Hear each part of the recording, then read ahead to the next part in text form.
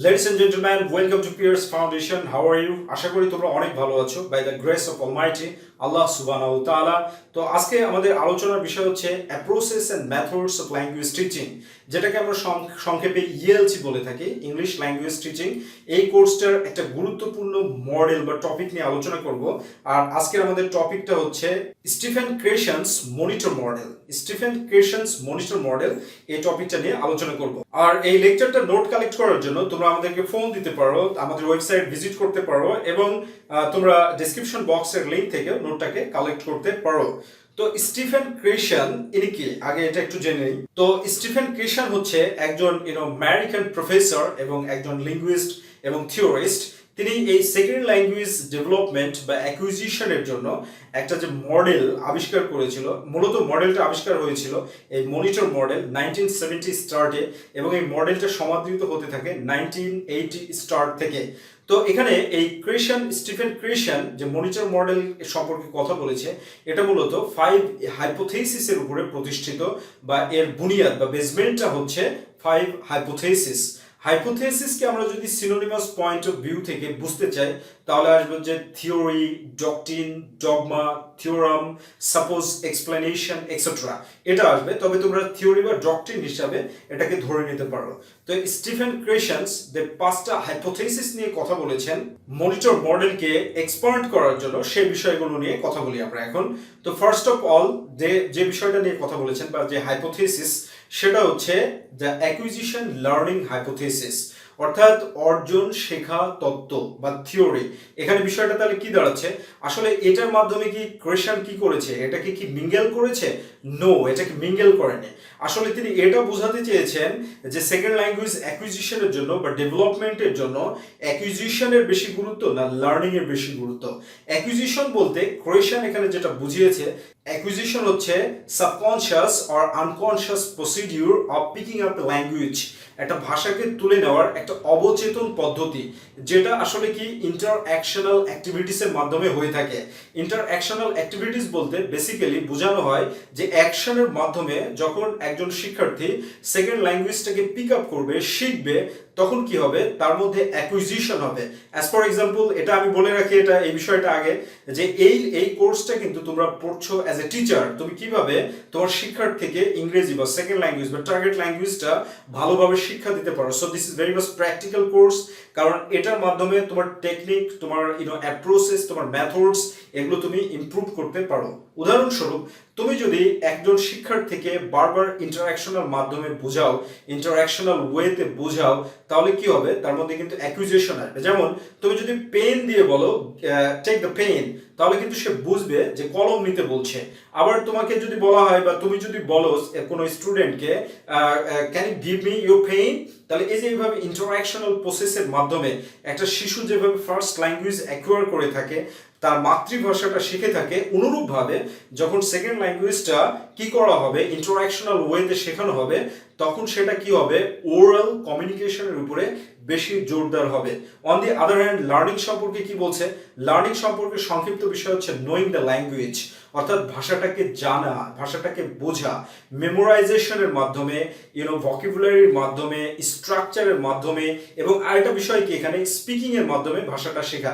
That means formal way, informal way, যখন natural way or artificial way, এই দুইটার মাধ্যমে তিনি কি করেছেন, পার্থক্য দেখিয়েছেন। দেখানোর মাধ্যমে তিনি এই বিষয়টাতে জোর দিয়েছেন যে টিচারদেরকে অবশ্যই ফোকাস করতে হবে সেই বিষয়ের উপরে, যার মাধ্যমে শিক্ষার্থীরা ভাষাটা শিখে যেন রিয়েল ওয়ার্ল্ডে কমিউনিকেশনটা ভালোভাবে করতে পারে।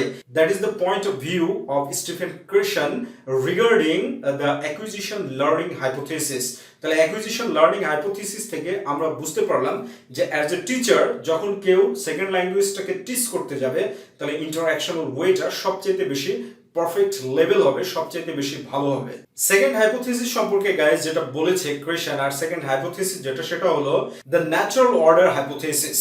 দ্য ন্যাচারাল অর্ডার হাইপোথিসিস বলতে আমরা জানি যে স্বাভাবিকভাবে একটা যে থিওরি সেই বিষয়টা ন্যাচারাল অর্ডার হাইপোথিসিস দ্বারা এটা বোঝানো হয়েছে যে একজন শিক্ষার্থীর মধ্যে গ্রামার আর স্ট্রাকচারটা ডেভেলপ হবে যেভাবে কি হয় ফার্স্ট ল্যাঙ্গুয়েজে এটা ডেভেলপমেন্ট হয়ে থাকে। এর জন্য তিনি আসলে বেসিক্যালি যে বিষয়টাকে তুলে ধরেছে সে বিষয়টা দেখো যে আমরা মাতৃভাষাটাই আমরা যদি অ্যানালাইসিস করি যে একটা শিশু বা একজন লার্নার যখন মাতৃভাষা শেখে তখন সে আসলে কোন কোন টেন্সগুলো শিখে থাকে বা কোন কোন গ্রামাটিক্যাল স্ট্রাকচারগুলো তার মধ্যে সর্বপ্রথম প্রতিষ্ঠিত হয়, তাহলে কিন্তু ধারণা ক্লিয়ার হবে। তো ফার্স্ট অফ অল আমরা যেটা দেখতে পাই সেটা হচ্ছে যে একটা শিশু বা একজন মানুষ যখন মাতৃভাষা শেখে তখন কি সিম্পল টেন্সের বিষয়গুলো সে বেশি শিখতে থাকে। না সর্বপ্রথম সে জিরান্ড শিখতে থাকে, না সর্বপ্রথম সে ইনফিনিটিভ শিখতে থাকে, না সর্বপ্রথম সে কেস শিখে, এগুলো কিছুই শিখে না। আস্তে আস্তে কি বিষয়গুলো তার মধ্যে প্রতিষ্ঠিত হতে থাকে ন্যাচারাল অর্ডারে। তো অনুরূপভাবে স্টিফেন ক্রেশন এটা বোঝাচ্ছেন যে দ্য ন্যাচারাল অর্ডার হাইপোথিসিসের মাধ্যমে গ্রামাটিক্যাল স্ট্রাকচার এটা একজন লার্নারের মধ্যে প্রতিষ্ঠিত হবে naturally and gradually, but more lasting, অনেক বেশি লাস্টিং হবে। তো গাইস নেক্সট যেটা হাইপোথিসিস থার্ড নাম্বার সেটা হচ্ছে মনিটর হাইপোথিসিস। মনিটরকে এখানে আমরা কি করতে পারি সিনোনিমাস হিসাবে এডিটিং হিসাবে দেখতে পারি। কি হিসাবে দেখতে পারি? এডিটিং। এডিটিং বলতে কি সংশোধন। এখানে ক্রিশ্চান আসলে যেটা বলেছে যে মনিটর মডেলের মাধ্যমে কি হবে সেলফ রেকটিফিকেশন হবে এবং ফিলিংস এর মাধ্যমে রেকটিফিকেশনটা হবে। একটা উদাহরণ দিই, যেমন একটা শিশু বা একজন লার্নার শিখেছে I go home, I go to college, I go to market, এরকম ভাবে সে শিখেছে। কিন্তু সে যদি এটা বলে I go home, I go to market, I go to college, তাহলে এই কি সেন্টেন্সটা ভুল। আর এই সেন্টেন্সটা ভুল এটা সে ফিল করতে পারবে। আর এটা রেকটিফাইড হবে কিভাবে? I went home, I went to college, I went to market. এই যে এইভাবে এডিট হওয়া, এই এডিট হওয়াটাকে মূলত ক্রিশ্চান মনিটর মডেল হিসাবে কিন্তু আখ্যায়িত করেছেন। এরপরে নেক্সট নাম্বার যে থিওরি বা 4 নম্বর যে হাইপোথিসিস সেটা হচ্ছে দ্য ইনপুট হাইপোথিসিস। ইনপুট বলতে আমরা যেটা সাধারণত বুঝি সেটা হচ্ছে কোনো কিছু গ্রহণ করা। ইনপুট মিন্স গ্রহণ করা। যেমন তোমরা জানো যে কম্পিউটারের যে পেরিফেরাল কম্পোনেন্টস গুলো আছে, এই পেরিফেরাল কম্পোনেন্টস এর মধ্যে ইনপুট এবং আউটপুট এই দুইটা এলিমেন্টস রয়েছে। তো ইনপুটে কি করা হয়? শুধু দেওয়া হয়, অর্থাৎ অ্যাকসেপ্ট করা হয়। আর আউটপুটে কি করা হয়? রেজাল্ট নেওয়া হয়। তাহলে এই ইনপুট হাইপোথিসিস বা থিওরির মাধ্যমে আসলে স্টিফেন ক্রিশ্চান কি বোঝাতে চেয়েছেন? স্টিফেন ক্রিশ্চান এখানে যে বিষয়টাকে ফোকাস করতে চেয়েছে সেই বিষয়টা হচ্ছে যে ইনপুটটা মানে গ্রহণটা সবসময় কি হবে শিক্ষার্থী যে লেভেলে আছে তার থেকে এক ধাপ অ্যাডভান্স হবে। কি হবে? এক ধাপ অ্যাডভান্স হবে। আর এই এক ধাপ অ্যাডভান্সটাকে কিন্তু গাইস এই ক্রিশ্চান কিন্তু বুঝিয়েছেন বা এই থিওরির মাধ্যমে বুঝিয়েছেন I+1 থিওরি। এই I+1 থিওরি বলতে স্বাভাবিকভাবে বা নর্মালি আমি যদি ব্যাখ্যা করি বা তোমরা যদি বুঝতে চাও তাহলে যেটা দাঁড়াবে I মিন্স দ্য লার্নার, আর 1 বলতে লার্নারের অবস্থান থেকে এক ধাপ সামনে। তাহলে এক ধাপ সামনে লার্নার সবসময় কি করবে? একজন সেকেন্ড ল্যাঙ্গুয়েজ অ্যাকুইজার আর সেকেন্ড ল্যাঙ্গুয়েজ লার্নার তার লেভেল থেকে ইনপুটগুলো সবসময় এক ধাপ অ্যাডভান্স লেভেলের ইনপুট গ্রহণ করবে। এটা কিন্তু মনিটর মডেলের this is the fundamental condition of the monitor model of Stephen Christian. এবারে ফাইনালি যে বিষয়টা আসে the effective filter hypothesis. Effective filter hypothesis বলতে যে বিষয়টাকে বোঝানো হয়েছে সেটা হচ্ছে barriers of the second language acquisition. Second language শেখার জন্য বা টার্গেট ল্যাঙ্গুয়েজ অ্যাকোয়ার করার জন্য বা ডেভেলপ করার জন্য একজন শিক্ষার্থীর মধ্যে কি কি ব্যারিয়ার কাজ করে সেই বিষয়গুলোকে কি হবে? ফিল্টার হবে। ফিল্টার বলতে কি? বিশুদ্ধ হবে। এফেক্টিভ শব্দের অর্থ হচ্ছে sense and feelings, emotions.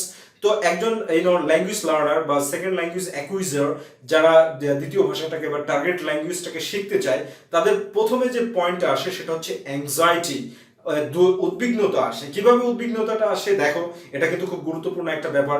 Anxiety and hesitation এই দুইটা জিনিস আসে যে আমি যে এনভায়রনমেন্ট সেই এনভায়রনমেন্টটা আমার অনুকূলে না, এবং আমি যখন ইংরেজিতে কথা বলবো বা আমি যখন সেকেন্ড ল্যাঙ্গুয়েজটাকে ইউজ করব তখন লোকেরা কি ভাববে? এই যে এই হেজিটেশনগুলো, আমি ভুল করব তখন লোকেরা হাসবে, আমি যখন মিস্টেক করব তখন লোকরা আমাকে হাসির পাত্রতে পরিণত করবে।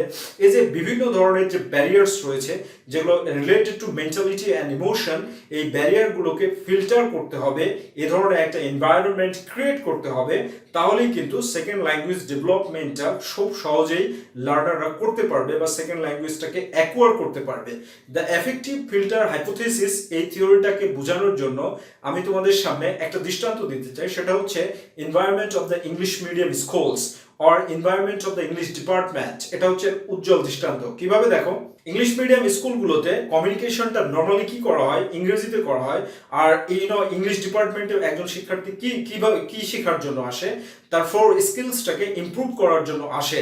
যার কারণে কিন্তু অনেক দুর্বল থেকে দুর্বল স্টুডেন্টও ইংলিশ ডিপার্টমেন্টে পড়ার ফলে যে সেকেন্ড ল্যাঙ্গুয়েজটাকে যেভাবে ডেভেলপ করতে পারে, অন্য ডিপার্টমেন্টে অনেক ভালো ইংরেজি জানা স্টুডেন্ট ইন্টারমিডিয়েট লেভেল পর্যন্ত তারাও কিন্তু এতটা ডেভেলপ করতে পারে না। এই উদাহরণটা কিন্তু আমি শুধু বোঝানোর জন্য তোমাদেরকে দিলাম। তো আশা করি তোমাদের কনসেপশন ক্লিয়ার হয়ে গেছে। পরবর্তী লেকচার পর্যন্ত আল্লাহ হাফেজ and have a good day.